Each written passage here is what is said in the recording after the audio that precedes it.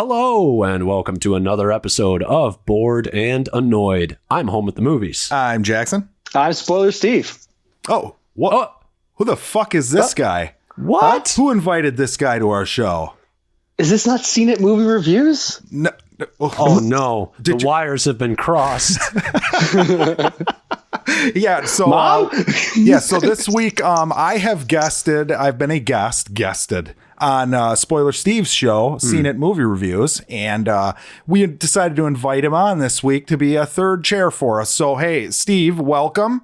Yeah, thank you so much for letting me join. I'm really looking forward to the topic today. And yeah, real quick, Steve, can you just tell us a little bit about your show, what you guys do over there?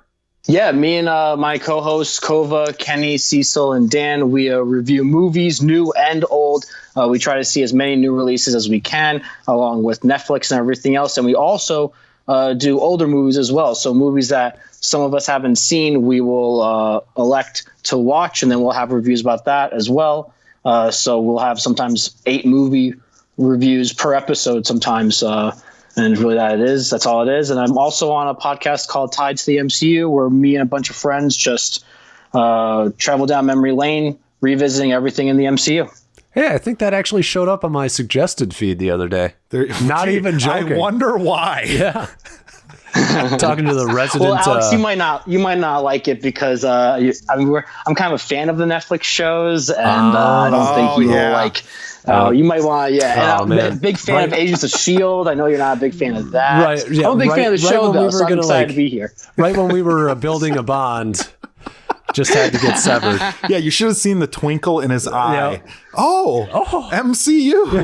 I do want to say, though, that I met these guys because they shit on Hereditary, which was my number 1 movie last year. That's right. So that's kind of how this started. But it's turned into a friendship, and it's all for the best. And, I'm not going to hold it against them that they're wrong. It's blossomed into something beautiful. Right, exactly. But yeah. So welcome to the show, Steve. Yeah, this week we are discussing reboots that nobody asked for.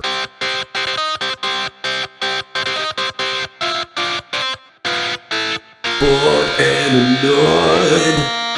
Yeah, and this came up because we had one come out last weekend. Yeah, that nobody asked for. Nobody asked for that, right. Some of us enjoyed it a little bit more than the others. Yep. Maybe you should check out our review for that. Correct. Do that. Steve joined us on that as well. Yep. But we're going to do our standard thing first, which is movie news. So we got our first look at the new Chucky doll. I saw that today. Yeah, Steve, did you see that? I think so. I think it was like a picture for promotion of the trailer, right? Yeah. Yep. Mark Hamill showed that. Yeah. So, thoughts? Well, speaking of reboots nobody asked for, this is another case to me looking at this picture. It doesn't look different enough to justify its existence right on first look. Right. Like, they didn't go for anything crazy here. I'll tell you what I'm glad. I'm glad that it's not like a fucking robot. Like, it's not one of those, like, those dogs that would bark and then they would flip. Oh, yes. I'm glad it's not like that. It looks like a doll. Yes, right. It looks like a doll. But you're right. It is way too just what we've seen before. Right. Steve, are you, do you like Chucky? Have you seen Chucky or? Never seen it. So It just looked like a doll to me. Look, never seen Chucky. Yeah. Man. No, I mean, Jackson, we've had the conversation, but what's it called? I never really grew up with horror movies besides like Poltergeist or The Exorcist. So it's a very small list of horrors and movies I've seen before, like 2 years ago. Well, I'm kind of in the same boat, but being around Jackson has made me experience a bunch of them. For better or for worse. I'll tell you this. Most of them, nowhere near as good as people say, and also nowhere near as scary as people say. Yeah, now, this is your excuse, though, Steve. Now you have to revisit Child's Play before the new one comes out for your show. I mean, if you're going to be... Is it like a TV movie? No, it's a legit movie. It's from like the 80s slasher movie. It's about TV quality. I'm just kidding. I mean, we discussed this on our show. If you go to our website, you can search Child's Play. You'll find our discussion on this and Cult of Chucky, I believe. Yeah. But yeah, the puppeteering in the first movie is like, there's parts of it that are like, it's pretty impressive. Yeah. But and there's a good performance given by what's Brad his name? Dourif. Brad Dourif. I know, because you say it like every other week. Brad Dourif, he's my boy. But all right, going to the next piece of news. Hellboy did not scare up a box office result worth going to hell over. I don't know. I couldn't come up with puns on that. So I guessed like 10 or less. Did it break 10? 12. Ah. So my initial thought of 11 was a little pessimistic. Okay. You were a little closer, though. You win. Yeah. You win nothing. Yeah, I know. Yeah, I win a movie that's not good, that doesn't deserve to make money, not doing well. That's what I win. Well, just let's table that discussion for the reboots nobody asked for. Sure. Because that's a perfect, you know. Is anybody surprised by this? Steve, are you surprised it didn't make more money? I'm surprised it made double digits. Oh, snap. All right. Yeah, we're going to keep going with the box office news, though. So apparently Dark Phoenix is projected to have a franchise low 40 to 50 million opening weekend, which is below the Wolverine, which that was the lowest. That is the lowest. Okay. But that, I think, is because it was following Last Stand and then X-Men Origins, which are arguably the worst of the franchise. First, what's it called, came out before Wolverine, right? What? First Class. Oh, shit, you're right. Yeah, you're right. It did. Yeah, so, but nobody saw that. That was kind of the problem with that one. Right. But, 53 for Wolverine and 54 for X-Men way back in 2000. So, dying franchise. Yes. Perfect time to die, though. Yeah. It's going to the MCU. You talking because it's thematically relevant, because it's a phoenix and Phoenix needs to die before it can rise? You read my mind. Okay. It's exactly what I was thinking. All right, Steve, as someone who's tied to the MCU, what do you think about this? Do you think this is good for like the X-Men brand in general, to have it fail this much before it comes to the MCU? No, not really. I don't want it to fail. It's just, it's been very disappointing the past couple movies. Apocalypse was dreadful. And it's just one of those things where it's just very disappointing. And I'm glad that Disney has it now, but I don't mind just like, we didn't need the Phoenix movie, but I guess they want to try again because Last Stand was so bad. But I mean, I don't know. It's just everything that we've been hearing about the movie and all the pushbacks it's been doing. I'm hoping it's at least decent and better than Apocalypse, but that's not saying much right now because of how bad they were. Apocalypse was so boring. Ugh. It was awful. It really was terrible. I mean, I always say this, but like, I always know a movie is like god awful when I get a headache from it. And I got a headache from that one. So that happened to both Batman v Superman and that. So yeah, fuck that movie. But not Hellboy. Not Hellboy. I don't know. I left giving away the review here. But sorry, I just had to. Yeah, living up to your name. Yeah, no, I don't know. I was like, all right, Saturday morning, got the weekend off, gonna go see a movie. Gonna get me some popcorn. Hellboy. All right. We're gonna Hellboy it up. Hey, go listen to our Hellboy review, people. Yeah. Everybody settle down. Sorry, I won't bring it up again. All right. So last piece of news, kind of like we covered a shit ton of news because we actually just recorded like just a few days ago. So last piece of news I have is Game of Thrones actually beats its viewership record that it had from the finale of last season, which was 16.9 million. They beat it, and they got 17.4 million viewers across different platforms. So the show is on the rise. Strangely, in its last season, it's on the rise. Well, everybody's kind of talking about it. Never got bad. Right. So now it's the final season. Everybody's like, oh, you know, they've had almost 2 years. That's the other part of this. Everybody's fucking pumped on social media and shit. That's true. To the point where there are lots of people who are saying, I don't watch Game of Thrones. Yeah. Well, can we just we should have a whole episode about those people. I'm not kidding. Steve, are you those people?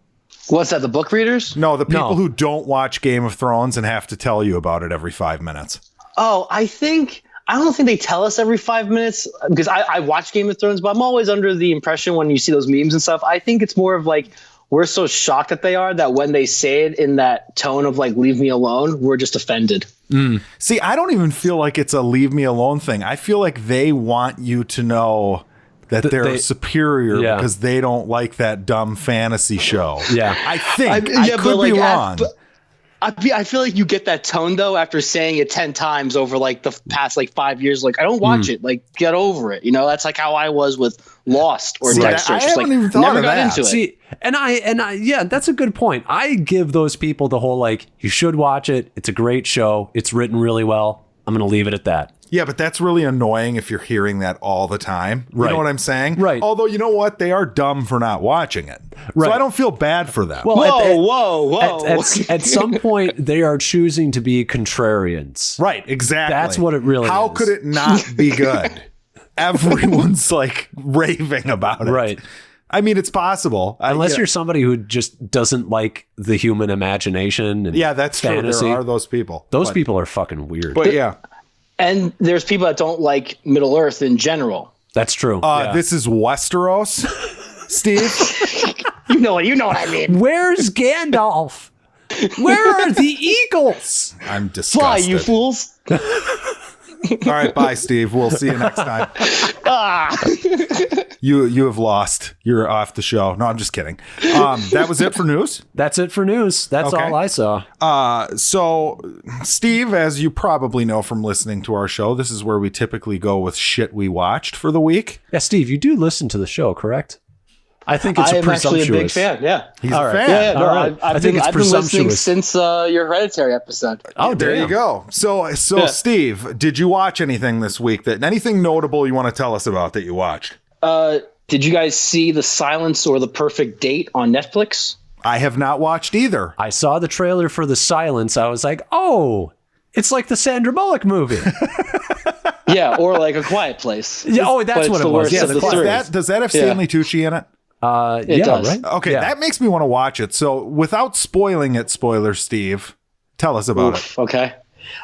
It's a lot like A Quiet Place. It's a lot like Bird Box. The CGI is probably the worst part of the movie. While it's only 90 minutes and the story is like, it makes a lot of sense. At the same time, you can just tell by the writing and the beats of the movie, they're just trying to manipulate your feelings. I know every movie does that, but you can just feel like this is the part where you need to cry. This is the part where you need to cheer. And besides like the third act, it's kind of just a slow, boring movie. And then something crazy happens in the third act, and then the movie's over, you know? And they're just, I don't know. I gave it a flat D. D, Like okay. a 65. Nice So job it's not- transferring into Yeah. our grading system, by the way. Seamless. Appreciate that. Seamless. Yeah, seamless transition. Would have been seamless if you hadn't said anything. Well, I mean, he said D, and then he started mumbling some nonsense about a 65. What? I don't know didn't what say that numbers? means. What? We're not in the same universe, but no, I gotta watch that. I mean, this is the thing with Netflix, right? There's tons of shit like this that comes out, and it's like you're only giving up a couple hours, Right. and it sounds like this movie gets bonus points because 90 minutes. Is that true? Yeah. Yeah, Like I didn't yeah. have to leave my house. Bonus 90 points minutes for short. Yeah. Yeah, So it's but a again, it's just a universal D. rule. yeah. If it's short, bonus points. Yep.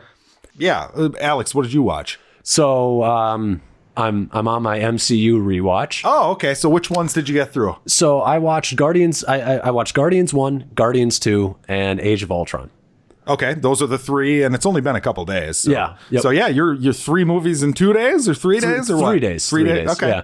So Guardians 1. Yes. This is a flat out A. This movie is fucking fantastic. Character work is great. Music is great. Heart is amazing. Narrative is good. I actually like Ronan as a villain. I think he's underrated because I think Lee Pace puts in a amazing performance for what he's given.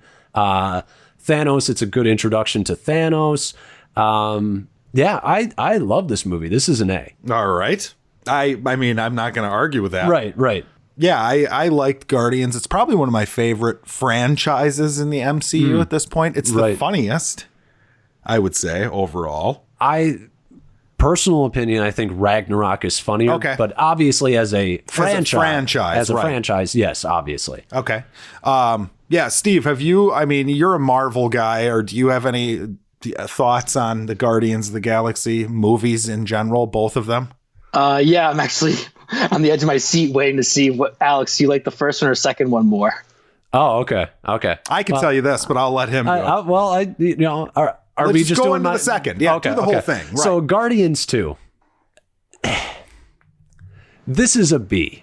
Ooh. This is a sharp decline on the first one, and it's because you can feel James Gunn trying so hard with the comedy. In the first one, the comedy is so organic, and it never overrides like the heart of the movie. And it's still a good movie. There's still good heart in it. Yondu's, and I guess spoilers for all this shit.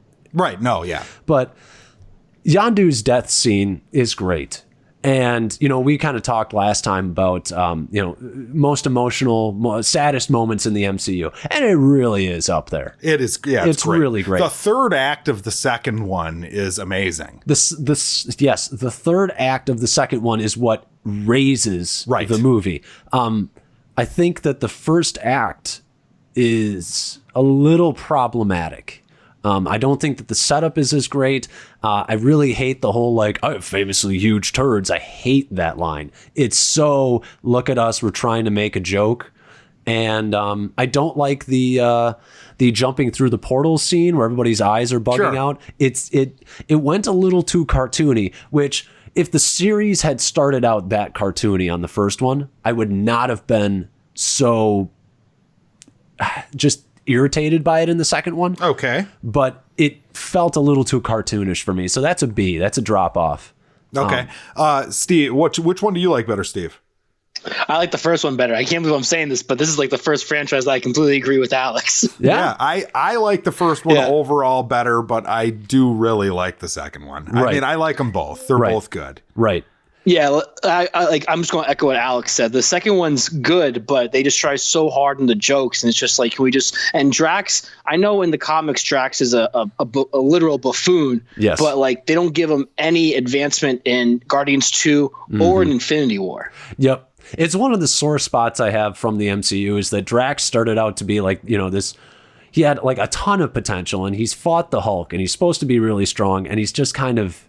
He's Goofy Man at this point. He's fucking great, though. I do love him. I do love the whole, I'm invisible scene. Great. Yeah, I mean, he still makes me laugh. Yeah. And I do But love that's all he is now, though. Right. That's all they're using him for. I think that's the big problem. It's just, we need a joke. Throw Drax in there. Right. And I will say there are bits that I really love, like the scene with him and Mantis in the second one where he, she feels the sadness in him when he thinks about his daughter. Yeah. Fantastic scene. And he does have heart, and Batista has a lot of range, so I hope they start utilizing him a little bit more. I'm not super irritated about it, you know? It's just a mild gripe. And then Age of Ultron. Everybody's kind of like, it's the redheaded stepchild of the Avengers franchise. And I'm going to give this a B minus. Okay. You're probably nicer to it than most. Well, I did not like it when it first came out. Okay. Upon this rewatch, the parts that were annoying, the setup for Infinity War, the setup for Ragnarok, the setup for Civil War, those things felt forced. But upon a rewatch, they feel a little bit more organic, and you have good ties, good, neuron synapses in your brain with those movies that actually affects this movie in a positive light, which I did not expect, because this was probably like a C+ for me the first time I saw it. If I remember correctly, the thing that bothered me the most in that movie was the climactic battle at the end. It just leaves a lot to be desired to me. It's not great. It's not great. Right. Like, there are great bits, and I actually think that James Spader, like, everybody's got. I love James Spader. I actually like his Ultron. I know some people really hated, like the whole I can't throw up in my mouth line. Well, he's supposed to be a smartass like Tony is, right? He's supposed to be like another version of Tony. Yeah. So he's a smartass for a reason. And that's not what he is in the comics, but it's like, I'm not going to get on Marvel for changing things from the comics, because mostly they do that for good reasons, most of the time. And I like it. They made him a little bit more interesting than say just Skynet embodied, But yeah, it's good. The scene where Ultron first shows up is pretty great. And all of the actors really do a good job in this movie. And I would say that's like a standard across the entire Marvel universe, is that all of the acting is really good. So yeah, it's a B-. Raised. I did not expect it to happen, but it raised. I enjoyed it more. It's really weird. There you go. Steve, do you have thoughts about Ultron? I mean, I'm around the C+. I'm still around the C+, just because like everything that goes on with the Hulk and Black Widow isn't really. That feels for a lot. There's just a lot of things that feels forced. I do love a lot though the act, like the party in the first act and everything. Right. And Alex, I gotta ask you, because I ask people a lot this question a lot. Do you think Captain America was able to actually pick up Mjolnir and just stopped, or do you think it only budged? Because I'm under the impression he doesn't want to pick it up. So. Yeah, listen, I'm going to step outside during this nerd discussion. This is a great question. Yeah, go ahead. It's a great question. It is. So, I mean, you can go one of two ways, which is he's got the secret about Tony's dad and how Tony's dad was killed. And so therefore, because of that secret, he's not as pure as the Cap is from the comics, who can lift the hammer. There's that. But I also am just personally in love with the idea that Steve is such a good guy that he doesn't pick up the hammer because he knows it would wound Thor's ego so much. Yeah, I 100% agree. And I think that's confirmed because the reason Vision can pick it up at the end of the movie is because we see in Infinity War, he's like Wanda, just he will lay his life down for his teammates. Right. And that's exactly what Steve would do. He would lay over the wire, and Vision does in a sense. Right. So that's why Vision is able to. That's my opinion at least. Right. But the only difference is between the two is that Steve has that secret about Tony, and he hasn't told Tony that. And I think you think that has something to do with it? I really do. I do. Okay. I mean, I never really thought about it until Civil War came out, and then it was like, oh my God, that changes that scene completely. So I don't know. And I do think that there's going to be a payoff for that in Endgame. I do think he's going to lift either Mjolnir or Stormbreaker. Yeah. So that's our MCU corner for today. What do you got? What do you got for shit we watched, Jackson? Well, I don't quite have MCU movies here. Yeah. So as those of you who have been listening know, I've been diving into Shudder recently, which is the basically a Netflix with horror shit. Mm-hmm. Yep. Fantastic, by the way. First off, I just want to give that service an A because it is like I did not expect to find. I thought it would just be a bunch of garbage and then like a couple good things, but there's some really entertaining shit in here. One thing I watched this week that this wasn't great. It's going to get a C from me, is a movie called Q the Winged Serpent.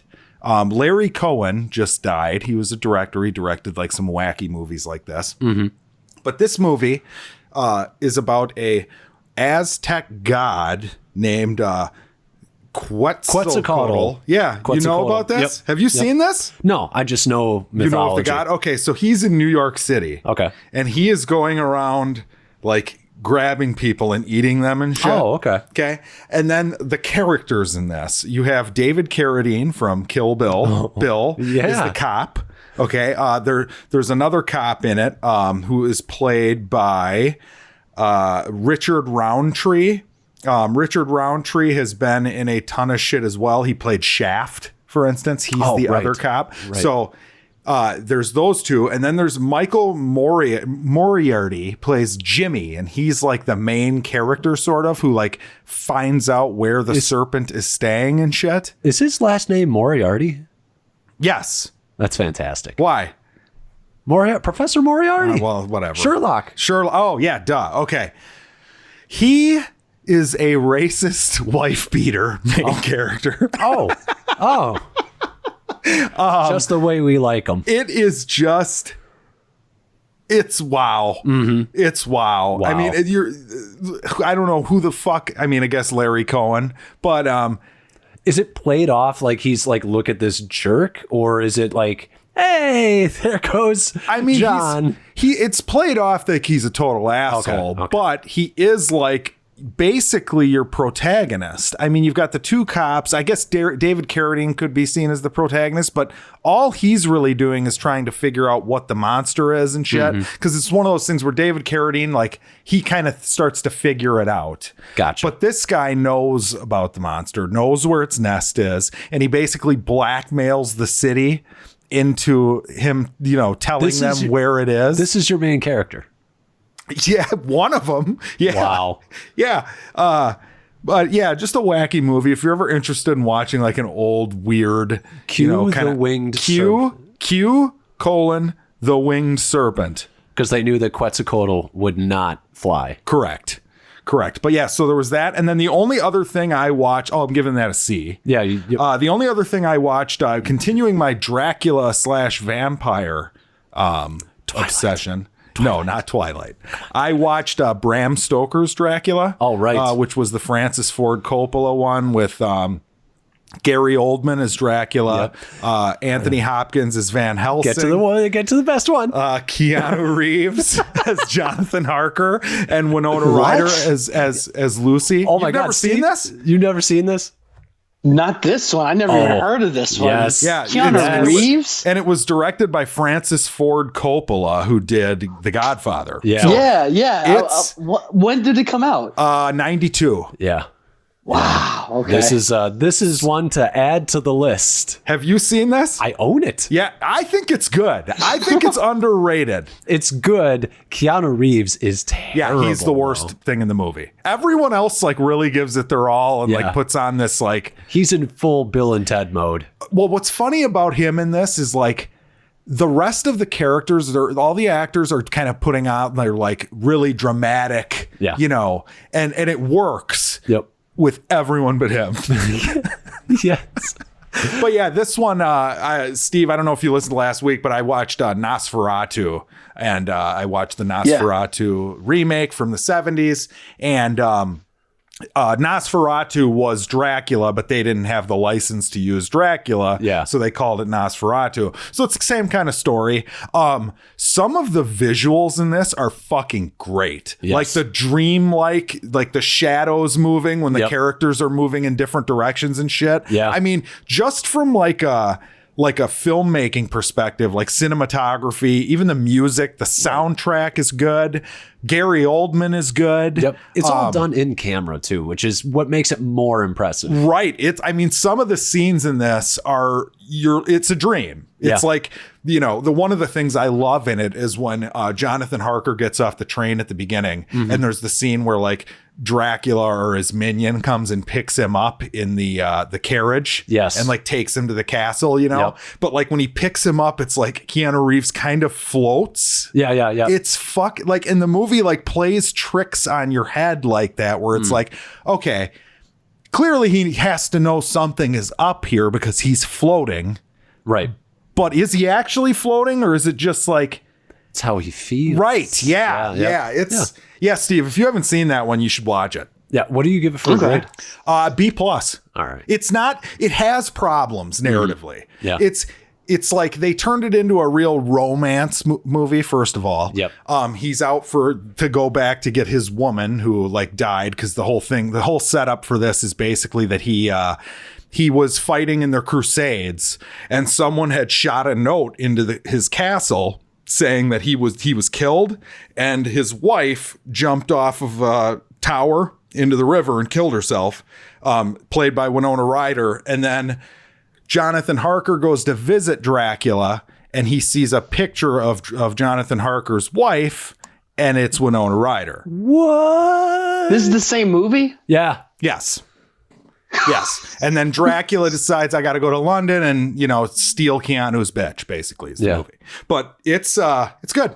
Anthony Hopkins really hams it up as Van Helsing. Stealing Keanu's bitch. That's the subtitle. Yes, right. But that one, I've always felt like that movie was much maligned for no reason. I think it's good. It's a good movie. Someone really tried to make a fucking Dracula movie. Yep. And it's got an awesome cast. I mean, you heard Steve go, what? I didn't even heard of this. Because you're listing off the names and you're like, holy shit. And it's also got like Carrie Ells is in there from Princess Bride. Yep. It's got a couple other people in it too. But yeah, there you go. I'm done with that. But it's not as good as Nosferatu. Okay. But it's good. Steve, did you have anything else that you saw? The only thing I saw was The Perfect Date on Netflix as well. That I gave that a B. The Perfect Date. It's another rom-com. Have you guys seen All the Boys I Used to Love? Is that the one? It starts out with like a little girl and she's like in a house with a family and she's like writing some stuff.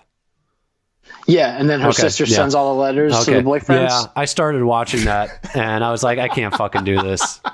Oh, okay. Well, that was really good. So I was about to say, that's what I it's hear. not as good as that one. Everybody loves that movie, and I'm like, the acting. So good. I just could not get past the acting. What's this called? Everybody. To All the Boys I Loved is the one we're talking about. All the Boys. Okay. But then what is the I new Used one? to Love? I think this one's called The Perfect Date, and that's about the same main guy from To All the Boys is the main character in this movie, and in this movie he needs money to get into college. I forget which college he's trying to get into. Yale, I think. Okay. So in order to make the money, because his dad's like a failed writer and everything, he doesn't have a job, he doesn't clean up the house and everything like that, and his mom's gone.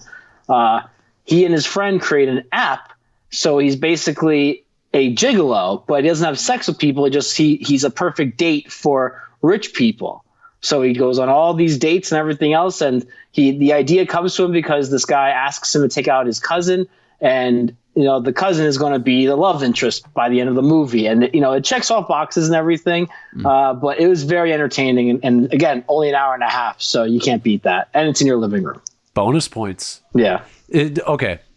I feel like I saw the trailer for this. Is this one of those big, was Netflix kind of pushing this on you when you logged in the other day? They might have. Not the other. I mean, you mean on Tuesday, right? You mean whenever you watched Monday? it? Yeah, at 7 p.m. No, yeah.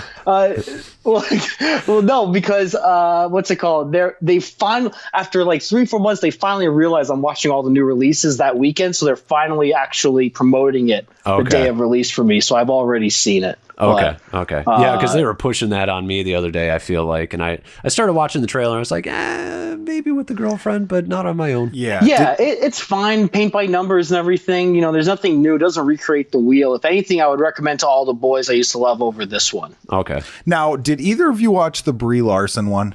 I started it and I fell asleep. How was that, Steve? Unicorn Stores? I gave that a D. Okay. Oh. Yeah, it's really Unicorn weird. Store, yeah. It's really weird. I mean, what are your you watched the whole thing. Yeah, so what are your thoughts, Steve? Steve? It felt like I couldn't tell if the movie was trying to be a midlife crisis, quarter life crisis, growing up crisis sort of thing. It was like one of those things where it's like she's kicked out of college, she's got to turn to an adult, and now Samuel Jackson is trying to sell her a unicorn. Right. And that's like the movie. And it's really weird. It's like, I don't know if it's a coming of age movie or a midlife or quarter life crisis. Like, I would recommend something like Lady Bird or Tully over something like Unicorn Store. Well, what I thought of Unicorn Store is that it seemed surreal, and it's not the movie's fault that I fell asleep. I started at like 10:30 at night, which is just a dumb idea.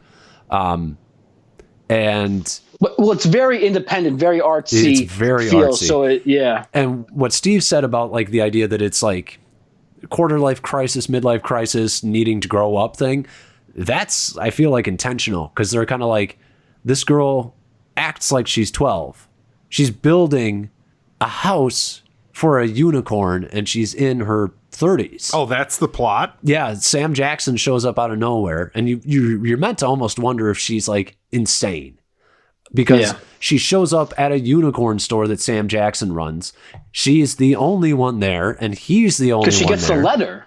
She gets a letter. She gets a letter from him. Yeah, it's very like Willy Wonka. I gotta watch this. It's weird, and I'm like, it's not great. I like Brie Larson in it, though. I actually think she's got she does some good acting in it, because she's playing like the weird, slightly touched kind of person. Okay. Sam Jackson's great, because I can't tell if he's malevolent or if he's really just this innocent unicorn salesman. So it's weird. I am going to revisit it because I want to see where it goes, but it's not great. Yeah. It's definitely not Brie great. Larson, yeah, and she directs it. Yes. So, really? Yeah, I believe directorial debut. And you can tell. Yeah, and this was released at TIFF in 2017, so they've been sitting on this movie. Yeah. This was probably done before Captain Marvel. Yeah, and it's not. It really is not great because do you remember that part where they're showing all the commercials on TV? Yeah, and when she's watching that, like that was cringe inducing. It's just like I think this movie would have been better if she wasn't the main character. You think so? Do you think it's her? Because this is her directorial debut. You know how hard it is to direct a movie in general? She's also got to act in it, you know? I actually thought her acting was fine. Like, I actually liked her as a character, but I don't, like I said, I got about 45 minutes in, so maybe that changes. I don't know. But there's one, did you see the meeting, like the actual sales pitch? For the unicorn? For the vacuum? Oh, no, I haven't. No, I didn't get to that part yet. Okay. All right. Well, we'll get part 2 from Alex next week. Yeah, next week. Yeah. Well, now you got me excited because that sounds like a tipping point, is what Steve's saying. I mean, it's the only good part of the movie. Really? Okay. I mean, the most, or I should say, to take it back, the most entertaining part of the movie. Oh, and I will say this too, Jackson, if you do check this out, there's some pretty heavy politics in this. Oh, is there? Yes. Oh, boy. There's a lot of like, look at how men treat women in it. It's pretty heavy-handed with that kind of stuff. It's just really heavy-handed with the pretty messages. Heavy-handed. Okay. So I don't know if that's going to bother you. I'm kind of like, I see it. I know it's there. Whatever. Like, is this the point? My question was, is this the point of the movie, Brie? Or is the point of the movie that this girl needs to grow up? But I'll check it out. Yeah, I saw like a poster for it, and I was interested in seeing it, which is why I asked about it. That's how things work. But yeah, you know, I think that there's kind of something more important to talk about, though. Oh yeah, we do have one last thing. Yeah, I mean, shit we watched. Game of Thrones started this week. Game of Thrones. That's the theme song. Dragons. Game of Thrones. Dragons. Yeah. Yeah, there you go. By the way, did you notice the little change to the map section of the show? Oh, that was great. Yeah, it was pretty good. I had nerded out a little bit on that. What'd you think? I thought that this was a good episode. Oh, okay. Here we go. But it was a little slow. Not quite as good as Hellboy. Not quite as good. No, I can't even. Don't you dare. Yeah. Don't you dare. Okay, I liked it. I did. But my whole thought was we've spent the entire series, is meant to be build up for this season. And to have not a whole lot of payoff in this, especially going after season 7, which was almost all payoff. It was all payoff. Too much payoffs. Too much payoff. So yeah, to go to all payoff to no payoff there was payoff. I would disagree with you that there was no payoff. Okay. I'll let Steve give his spiel. There was some payoff. There wasn't a ton. And there wasn't really any action. I was kind of hoping that they would, because they have such a limited amount of episodes this season, I was hoping that they might just start out with a little bit of a battle or end on a battle or, something. But they didn't, which it was good. It was still a good movie. Yeah. Every episode is a movie. God, he's really fumbling over himself over there. Well, I know I'm just going to get torn to shreds by Steve, these two. how about you? Are we talking spoilers right now or spoiler free? Let's spoiler free. Yeah. Not everybody's had a chance to watch it. Okay, then the movie, the show, the episode, the first episode's fine. Okay. It's like one of those things where it's like you can tell it's a setup episode. You can tell halfway through the episode it's only going to be set up, and that's really all I can say. That's a really good point. That you could tell that this was meant to be a setup episode, and that you knew about halfway through that narratively there was almost no way that anything like huge was going to happen. There's one big thing that happens in this episode. I mean, I think the whole episode is a payoff because all these characters that you've been waiting to fucking be reunited this entire time for a decade. It's nice. Yeah, no, that's like, like they're meeting up again, and to me that's huge. It's, you know what I mean? Like that's a huge payoff to me. Like, okay, finally, like we had Arya about to bump into fucking multiple characters multiple times, and finally like they're all together. The big payoff thing is clearly the news that's broken. Oh, okay. The news that's broken to a certain character. Yeah. And I don't even think we need to like say it. Everyone listening to this who saw it knows. So Jackson is in love with this episode. Yeah, it was really good. I thought it was great. And Steve and I are like, it's pretty good. But you guys clearly you want your cum shots every fucking 5-second episode. So, whatever. Well, no, I guess what am I going to do here?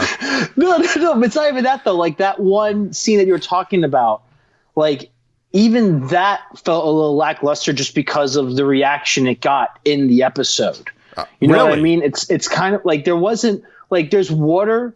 What's it called? Water cooler talk, but not like the water cooler talk you're expecting to do for Game of Thrones. Right. Oh, like, so you're there's saying 6 episodes. There's not 10. There's 6. This is that. It's kind of a good point in that. Yeah, but the water cooler talk for this episode is like, yeah, man, it was so good last night. I can't wait to see what happens next week when blah, blah, blah. And then everybody has their theorizing. The problem with last season was that every episode there was some big fucking battle thing happening. Which was awesome. Crazy shit happening. And, for a Transformers fan, yeah, you sure are getting all, yeah, but I'm not going to the Transformers for the same reason I'm going to Game of Thrones. You know what I'm saying? At this point with Game of Thrones, I think you expect a little bit more action because there have been, almost entire seasons that are built off of what made this episode what it is. I mean, I guess I'm alone on this one, but well, I mean, I haven't seen any robots in disguise in Game of Thrones. I'll tell you that much. You don't know that. What have we gotten inside the dragons? Yeah, that's true. Dragon bots, Dinobots. By the way, can someone build a fucking saddle for one of these dragons? Right. Yeah, I kept on thinking I mean, I get it. Like, you can't saddle them, I think, is the idea, because they're just too free. And they'll, it's going to happen. It's foreshadowed in the first season with Tyrion. It's got to happen. Oh, well, no. See, I would have said that was the case, but it happened last year, so this is spoiler free. Mm-hmm. Or this is a spoiler if you didn't watch last season, but they lost one of the dragons. Yeah. So I don't know which one he would get. Well, yeah, everybody was like, "Oh, it'll be Jon and Tyrion and Daenerys." But now I'm kind of like, but he can still be like, "I have an idea. I did this for Bran once. Here, Jon. Here." No, I don't think they're going to do it. I don't think they're going to do it. Or we could. They maybe. It probably won't because Game of Thrones is not this type of show. Okay. But they could do. Jon gets on the ice dragon. Because Jon is sort of like the bridge, between two people. Yeah, because he's half dead. He's half dead, or he did die. He is dead. That's the other thing nobody's talking about, by the way. Right. Like, he has a price to pay. He can't be the guy. You know what I'm saying? Like, well, he's that. He's also half Stark, half Targaryen, which is like fire and ice, and he's dead. He's dead. But he was killed and then brought back to life by the fire god. Which I feel like they haven't been as clear about how that works and what the punishment is for that, because you don't just live your life. Right. This is like Pet Sematary. Right. Like you can't just come back. Like sometimes dead is better. Sometimes dead is better. Wouldn't that be great if somebody said that? Right. But I do. Yeah, I don't know. I mean, he could have gotten on the ice dragon, but it won't happen. I don't think Tyrion's getting on a dragon. I could be wrong, but right. As much as I would like to see it. Do you guys want to do spoilers? I mean, I don't even know if you okay. All right. Okay. Spoiler Steve. Gee. It's shocking. All right, Steve, what do you got? I mean, honestly, the only other thing I really wanted to say was halfway through the episode, I knew nobody was dying. Yeah, but see, I think that's what the biggest thing was. Like, we got stakes, and here it's just like, hey, remember this? Hey, remember that? Hey, you let me to die. I robbed you first. Cool. But it's just like, all right, can we, like, the only death was just that lord that nobody knew before this episode. Yeah, but why? I mean, what is does someone have to die for the? I mean, that's what I don't get. When there's only 6 episodes left in the series. Yes. Well, no. See, I disagree because you could have 6 people killed in one episode, and you're right. You're right. Here's the problem too: is like if somebody dies in every episode of Game of Thrones, then it becomes predictable. That's right. The point is you don't know who's going to die. You know somebody's going to fucking die, right? So just Steve, I know you want someone to die. Just hang on. Like, someone will die for you soon.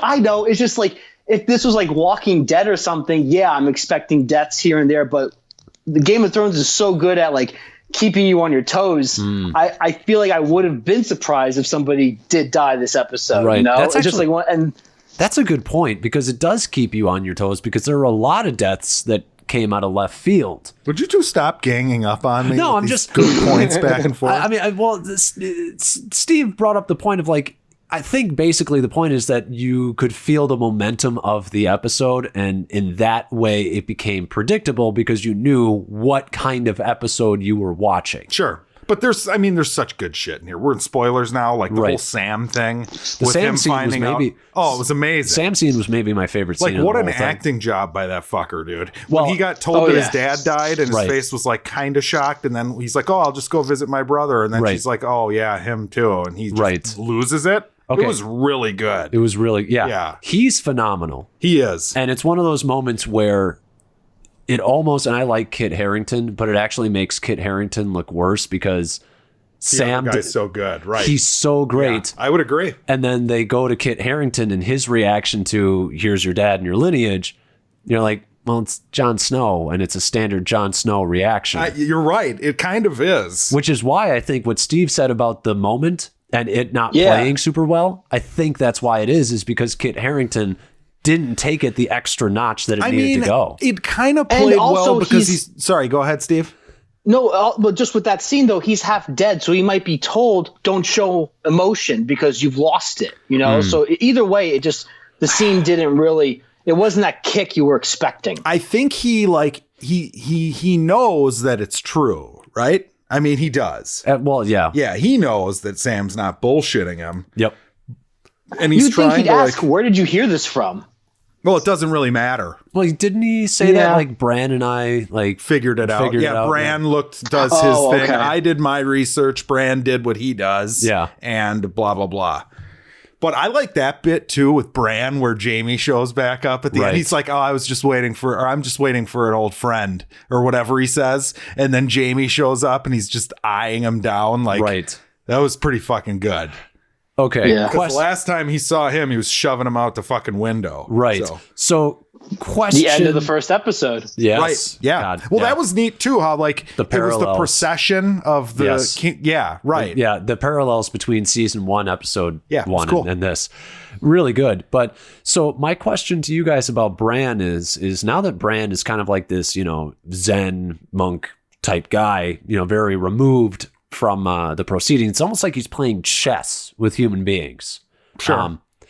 Do you think, because this is probably the only prediction that I have that I feel safe making about Game of Thrones Season 8, which is I believe that Bran will get a talking to from somebody in House Stark because he is so cold and calculating. Somebody is going to die. And somebody is going to find out that Bran knew that this person was going to die, and it's going to come to a head. That's your big prediction? That's my only prediction because I think it's the only thing that's a safe bet. I hope someone kills Bran. I'm tired of looking at his face. Right. I don't know. So that actor I don't think is very good. That's my opinion. But the only other thing I can think of, Alex, with that prediction is what if, what's it called? What if somebody dies he wasn't expecting to die? Ooh, that would be good. Oh, that would be good. That would be fantastic, actually, because then it's kind of like, ooh. Yeah, because then he's out of his element. He's like, what? What does this mean? Well, he does kind of have that like story breaking Doctor Strange thing going on, where it's like if he knows how this all ends and he's the seer or whatever, then where's the tension? Right? Yeah, like he doesn't. Certain amount of tension is taken out. And the problem is with anybody who can see the future or time travel or anything like that. When you know the future and you have that character, if they aren't freaking out, then you have to deal with like the standard is this destiny and what is human choice and blah, blah, blah. Like, it's the same thing you've seen in any one of these. I need to reread what the rules for the Bran character are, because I'm not always clear on what his like deal is. Right. Like, he can enter other animals and shit. He can like go to the trees and see the past. That was one of the best bits, is when he went to the past. The wedding. And the, no, my favorite is when the White Walker dude saw him while he was in the vision. Right. That's one of like those like big, huge, like changes the mythology, changes the rules. Yeah. That's always cool. I'm kind of wondering though, so there's something from the books that I found interesting, which is like one of the first Starks were one of the people who like built the wall or whatever. Yeah. I was just going to bring this up. Okay. Brandon the Builder. Brandon, yes. And the whole idea of like there always needs to be a Stark on the wall. I kind of wonder if like that's part of the reason why the wall fell, is because Jon wasn't there. Yeah. I mean, it depends. What are the rules as far as Stark? Are you only a Stark if you have male, if you're from male lineage and it's your given last name, or are you still a Stark if it's a woman's? That would be some shitty magic. I'm just saying, like, I mean, technically, you're like, asking if Stark. You're asking if it, when like, you change your name legally, it's like, like Cersei's no kids aren't Baratheons, even though she's married to a Baratheon, by blood and that's her middle name. By blood they are. Her last name. Well, no, they're not. They're Lannisters, because literally they're all Lannister. Right. I mean, 100%. I'm sorry.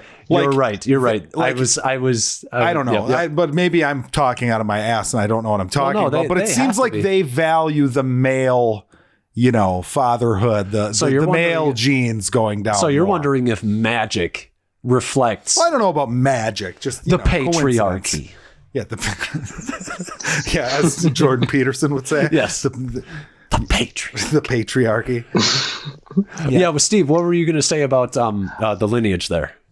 There's a theory going around that Bran could be warging into all the brands. Okay, and there's brands. There's Raisin another theory Bran. that shit, the Night King is one of the first Starks who could possibly be a Bran Stark. Yeah, I like that. So do you think this is all Bran just doing everything? I mean, I think that this is what if Game of Thrones is Bran, just Bran versus Bran versus Bran in different time periods. So I it's try not to do this because I know that, like, I don't fucking know. Right. You know what I'm saying? But yeah, I love the idea that the Night King is a Stark. I can't remember exactly. I've read all these, by the way, Steve. I don't know if you know that or not, but I don't know. I think that kind of makes sense. Right. But I've read all these, but that's up until like the end of season 5, because that fat fuck won't write any more goddamn fucking books, piece of shit. But are we going to do this every week? We should every week. Every update week. That goddamn fat fucking piece of shit. He's too busy writing the prologue that I don't need or want or give two fucks about. Yeah, the Wikipedia or the history article. of the Kingsguard. He's getting ready for the Jets draft picks next week. Jesus Christ. Fucking piece of shit. You know that he puts in New England and the Giants in the book? Yeah, there you go. Wait, what? Yeah, they're like, what is the Giants beat up the Patriots or something at one point? I forget exactly what it is. I never read the books, but I've listened to a lot of podcasts about it. I don't remember that exactly, but I would believe it. I mean, I would believe that. Wow. Yeah. I mean, everything in his book is like a fucking bastardized version of something else. Like every big event that happens is a real historical thing that he's like blown completely out of proportion or whatever. It's the big thing is the War of the Roses. That's like the big thing that he based it around. Yeah, he's great when he writes, but he's fat and he's going to die in 2 years, and I'll never read the end of his books. And you know what, George? Sorry. If you ever listen to this and you want to get mad at me for saying you're going to die before you finish, at the pace you're writing, I would die before you finish, and I'm 30 years old. So what do you think of the theory that he will announce right after the series finale that both books are now available for pre-order? No, I think that's a dream. No way. He's lost the thread. Okay. All you have to do is read the books to see what happened. It's pretty clear, because 3 is like the best book ever, and then the next 2 are. I mean, I hate to say it, the next two are like steaming piles of shit. They're not. They're fine, I guess. But they're the ones that you have to read chronologically. Yeah, right? they're like, not. They're all chopped up. You can tell he didn't really know what the fuck he was doing, and that's why they've taken him so long to write, because he doesn't know what he's doing. He doesn't know what he's writing. He's written himself into a corner he can't get out of. So, well, some people say that that's a good idea. Well, there you go. Anyway, enough of Game of Thrones. Yeah. Are we ready for a a topic of the week? Or? I think we are. All right. So the topic this week, inspired by Hellboy. Inspired by Hellboy. Again, go listen to our review. Spoiler Steve is featured on it. Listen because of him. Even if you don't like us, listen for him. Yeah. So how did you put the topic? I know it's like shit, reboot, bullshit, garbage, something. Reboots that nobody asked for. Okay. So reboots that nobody asked for. So I'm going to start on this. Mm-hmm. I'm going to say that the biggest one for me, maybe ever, was The Amazing Spider-Man. Okay. The Andrew Garfield reboot of Spider-Man done by Sony. To me, it was completely uninspired. It was a cash grab that, like, I don't remember anyone saying they wanted new Spider-Man. Mm-hmm. I know that Raimi was kind of working on 4 or wanted to do 4, and there was a reason why they couldn't do 4. 4 kind of fell through. Right. Yeah. Something happened. But the problem with The Amazing Spider-Man is that, like, a lot of the same shit happens as happened in the Tobey Maguire version. Right. None of it's as interesting, though. Like, it's not done as well. Like the Uncle Ben thing, Aunt May, like their relationship, all that shit is still there. The only big difference, I guess, is you swapped Mary Jane for fucking what's her name, Gwen Stacy. Gwen Stacy, yeah, Emma Stone. But other than that, I mean, the villain sucks. The plot sucks. The plot is a ripoff of Batman Begins, only instead of making everyone lunatics, he wants to make everybody lizards. Yeah. So that was the one, like, out of all the reboots that I've seen, that one was the one where I left the theater a little mad. Like, I was irritated that I spent my money on it. You know? I mean, the problem with the Amazing Spider-Man series, and Steve, feel free to jump in at any point. Yeah, just cut us off. Yeah. Yeah. I'll just say right now that I didn't see it in theaters. I saw the first 20 minutes of it. And once they started remaking his parents' origin, I stopped the movie and was like, I'm out. I don't give a fuck. I never saw the sequel. Smart man. Yeah. That's really smart. Yeah. Because you didn't miss Spider-Man fucking anything. Well, the worst thing is that they marketed it as like this, like the origin that you never knew. And then you got none of that. Right. You had to wait till the sequel to get that. And it was a steaming pile of shit that made no sense. Yeah. What they should have said was the origin you never wanted. Yeah. Yes. Yeah. Better tagline. Honest trailers. I don't know if that's really good. Yeah, that's not good marketing. But. Yeah. But I mean, the problem with I'm in the minority, by the way. I like the second one better. I don't understand how it is more chopped up because it is more incoherent. Because that's why. Because it's just so ridiculous. I mean, you have Paul Giamatti popping up at the end as the fucking Rhino. I'm the Rhino. It's so bad and hilarious. It's a fucking abortion. You have a villain whose main reason for being pissed is because, like, somebody didn't remember his birthday, or Peter Parker didn't remember him. Also, the electricity fixes his gap in his teeth. Makes sense. Ugh. Anyway, go ahead. Anyways, the problem with the movie, I'd say in general, and this reboot in general, is like, you already had a really, really good original version in the first 2 Spider-Man movies, but the problem is that you're retreading shit that's already been done really well, which is why the Homecoming version is infinitely better. Yeah, because it's not the exact same bullshit. Right. They know. Yeah.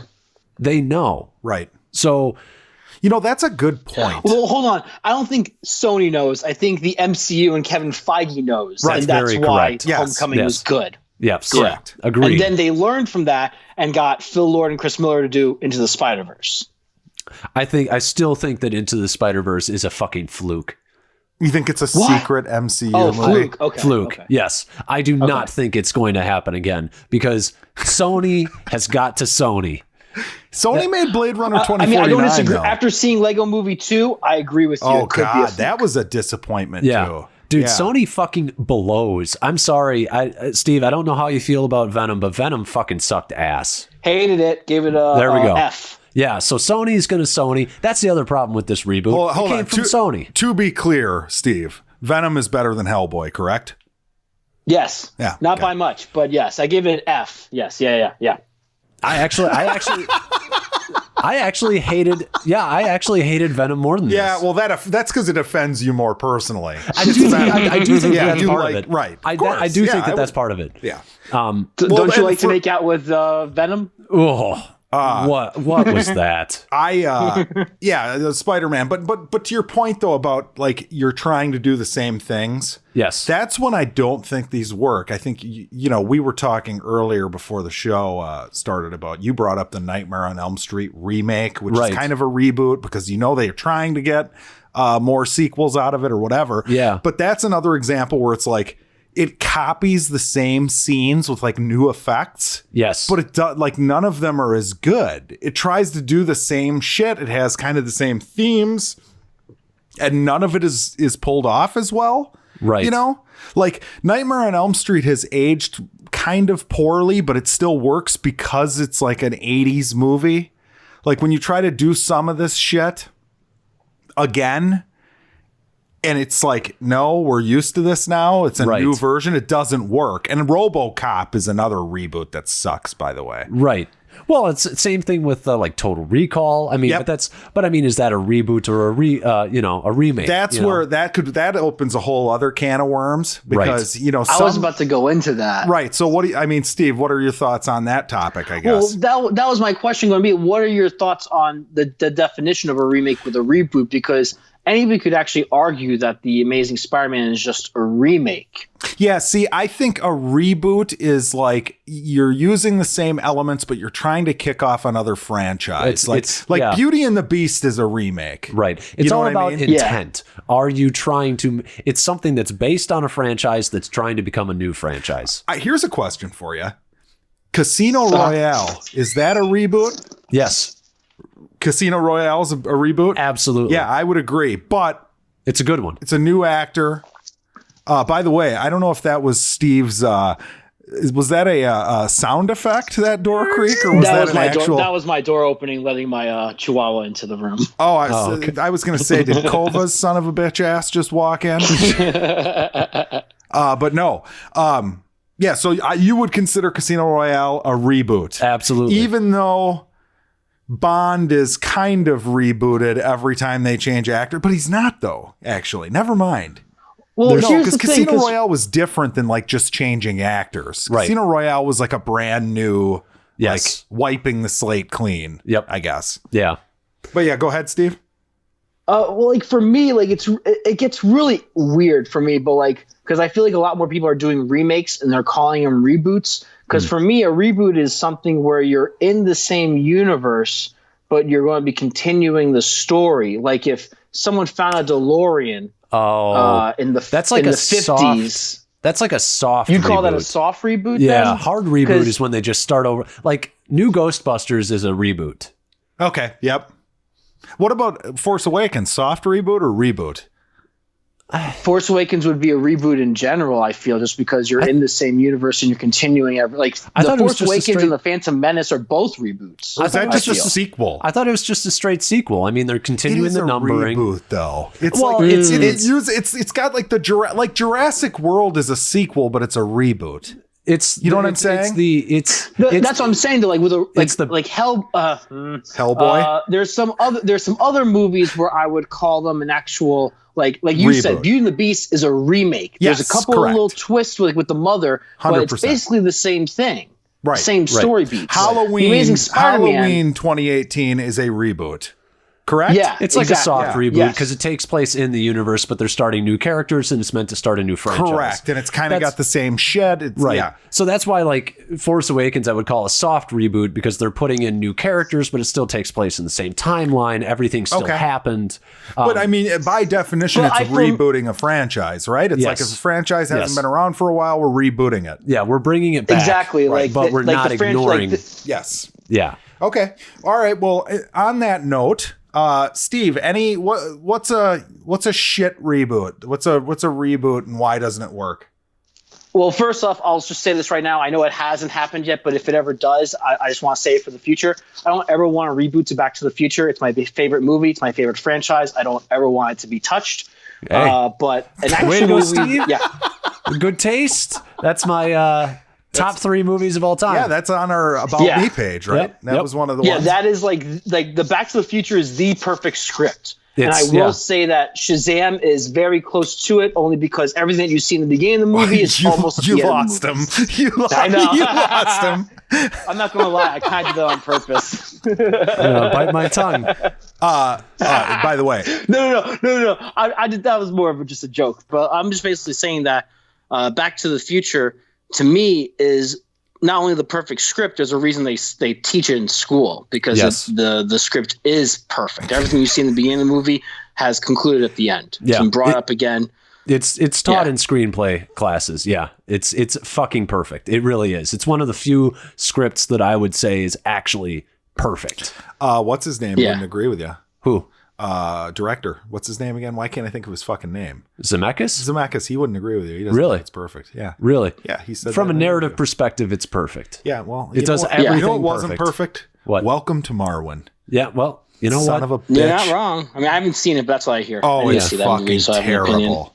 But- It's terrible. But I love How about those Zemeckis. reboots? Yeah, reboots. Yeah, so an actual reboot, not one that I hope will never actually happen, but the reboot that, in my opinion, that was not needed was The Mummy. Yeah, I Yeah. would agree 100%.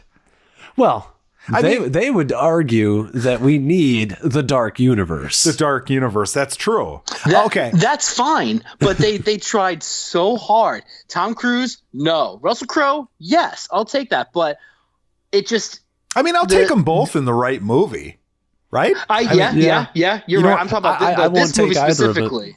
I won't take either of them on the movie that we got, which was, they Oh were my just g- sleeping through. Oh, I forgot That about fucking that movie. movie. The fucking buddy who's like dead or whatever. His God. friend is Jake- one of the Jake worst Johnson. characters ever. Yeah. Yeah. Ever. And you know what's worse? Tom Cruise's character is named Jake. So that really throws you off when Jake Johnson's going, "Hey, Jake, remember when you brought me back to life? Oh, that was great. Like, go fuck yourself." I love the fact that he's named Jake because it's just so stock. Like, It hey, is. It's Jake. It's John. It is.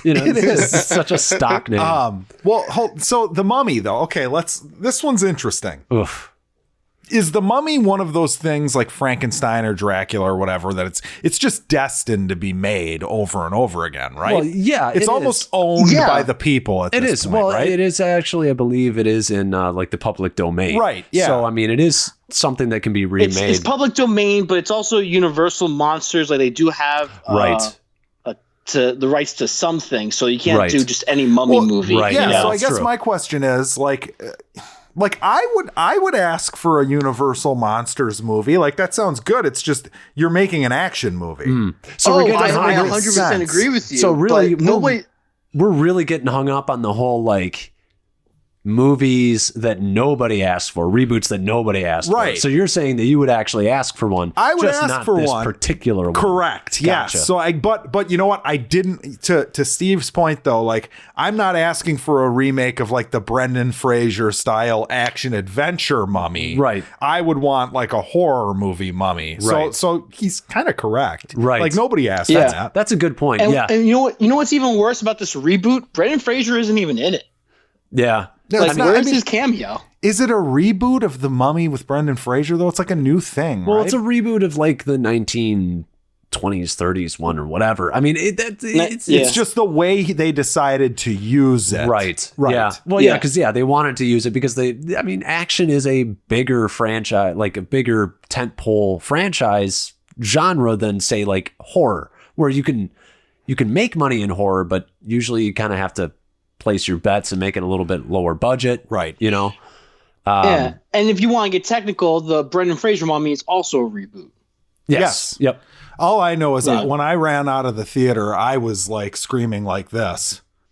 Insert Tom Cruise scream here. Oh God, I love that scream. I love that. Yes. So Everybody stupid. remembers from the trailer. Yeah. It's so good.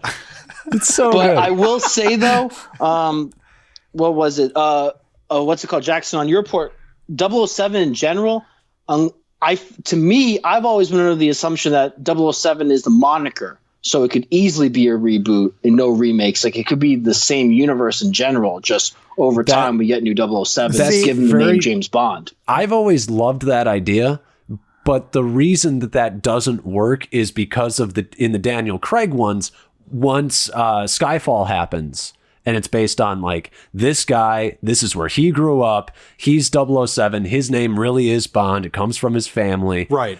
Once that's right. I forgot about that. That's the one that breaks it. Before that, I was like, I kind of liked the idea of it as a moniker. Even before that, Casino Royale is kind of all about his origins. I mean, he's got his first kill at the beginning, in the black and white scene. Yes, you kind of find out, dude, that movie is amazing. It really is. He's got you find out that like, okay, well, this is why he's kind of untrusting of women. Yes, like this is why he kind of treats them the way he does.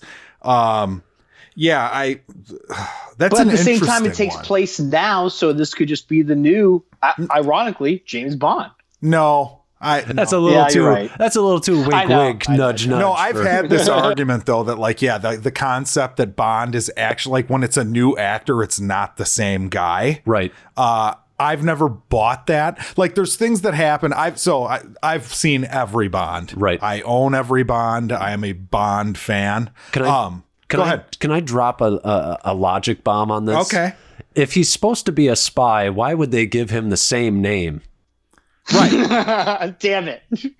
I mean, I love the idea. That makes sense. But it just doesn't work. Well, also, like, why does he go into every place and he's like, oh, James Bond, shaken, not stirred? Like, well, he was also married. But for the enemies, they're looking for a different James Bond. They're like, I can't find him. I was looking for the one that looked like Sean Connery. All of this is moot because he was married on Her Majesty's Secret Service, and he brings it up again like 3 actors later about his marriage. Okay. Yeah. Oh, so shit. that was George Lazenby in his only Bond appearance, and then Timothy Dalton brought it up in A License to Kill. Mm-hmm. So fuck you guys. Theories. And here he is like, I'm not going to judge you. I'm judging you on your MCU love. Yeah, well, I mean, hey. It's James Bond, so it's okay. Bond got to 23 movies before MCU did, shockingly. It only took him 50 years. Yeah, and MCU did it 10 in, years. 11 years? Yeah, it's crazy. That's crazy. That is nuts. That is nuts. So I'm going to bring up one that I believe that nobody really asked for. We haven't heard from you really on bringing up Ninja Turtles. Oh, the 2014 Ninja Turtles movie. I forgot about that. That movie sucks balls. It's a reboot. Totally. It's a total reboot. And I would say that the one from the one from the 90s is fucking phenomenal. Listeners, I don't know if you've heard this, but this is another one I think you can actually look up on our website. Alex, I believe if I remember correctly, you said this is like one of the most underrated movies, the original Teenage Mutant Ninja Turtles. I would say for the time, I mean, the movie's got like under a 50% on Rotten Tomatoes. That's not fair. And almost all of those reviews come from the time. And I'm watching it today and I'm like, this is a tight script, good performances, decent Jim Henson work on this. Fight scenes are good. Music is good. It's got Sam Rockwell in it. This movie fucking rocks. Sam Rockwell? Yes. Who's he in it? He's one of the punks. Shut up. He's the original? Yes. He's the one who does menthol or regular. No way. Yes. It's fucking great. I think, okay, now we're just nerding out. We're not on topic, but I have to say this. Shredder in the first Turtles movie is one of my favorite fucking bad guy designs because it's so simple. He looks like a fucking badass. And the whole concept of him like luring these kids in, like the downtrodden kids, it's fucking amazing. I'm sorry. It's a metaphor for Michael Jackson. Oh, Jesus Christ. Oh, God. And Alex, I might have heard you say this wrong, but you meant the 3 Teenage Mutant Ninja Turtle movies in the 90s, right? Right. Those okay. Yes. So that's where we get into the whole problem. That's the rub. That's the rub. That's why we got the reboot is because the third one sucked. Well, also the fact that it had been 20 years. Hold on. You didn't think the third one sucked?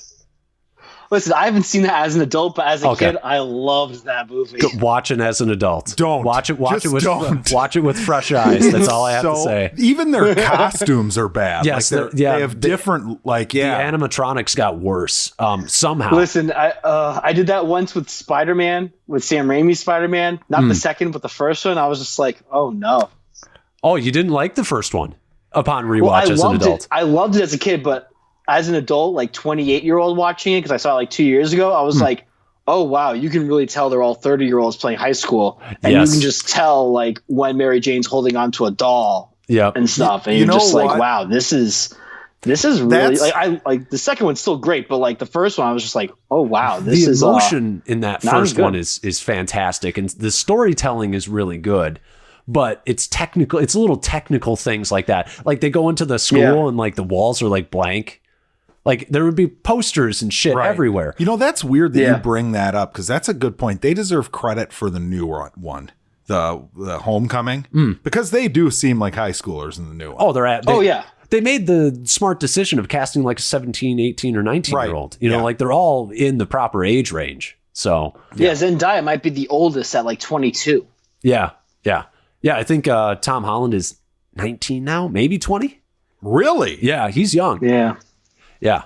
So I mean, but Ninja Turtles, this fucking abomination, the Michael Bay Ninja Turtles. Yeah, the Michael Bay produced. Yeah, he didn't. But but you would be hard pressed to tell if he directed this or not. It fucking blows, and it's got Megan Fox in it. Fuck, this movie sucks. This movie sucks so hard, and I would have taken a continuation of the 90s Turtles. Just call it Ninja Turtles, and they're in their 30s. Fuck it. And instead we got Robo Shredder. Shit. Jackson, they gave us shit. Yeah, Robo Shredder and the other guy, the bad guy, the white dude.